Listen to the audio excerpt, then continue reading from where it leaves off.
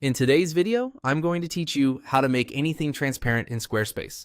Transparency is a great way to soften text over images, create subtle overlays, or let your background design shine through without losing legibility. I'll demonstrate the process on a text block, but the same idea applies to many other blocks like images, buttons, and sections, wherever an opacity control is available. First, open your page in the Squarespace editor so you can see the element you want to adjust. Hover over the page content until the element you want to change is clearly highlighted. For this demo, I'm using a text block. Click directly on the text to select it. You should see the editing controls appear around that block, confirming you're working on the right item.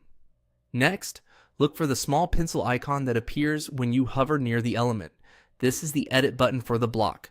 Click the pencil to open the block's settings or style panel. Depending on your template or version, the panel might open to content or design. If you don't see style options right away, switch to the design or style tab within that panel.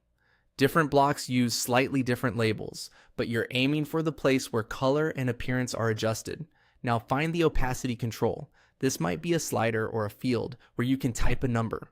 Enter 10 to make the element very transparent. In most cases, this represents 10% opacity, so the element will appear quite faint and allow most of the background to show through. If that feels too light, increase it gradually to 20 or 30 until it remains readable.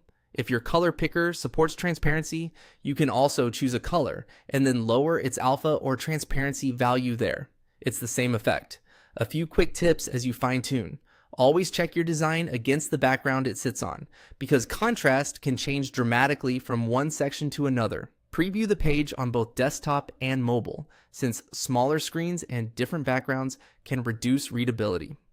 If you don't see an opacity option on a particular block, try adjusting the color's transparency in the color picker, or check a nearby background or overlay setting. Some templates manage opacity at the section level.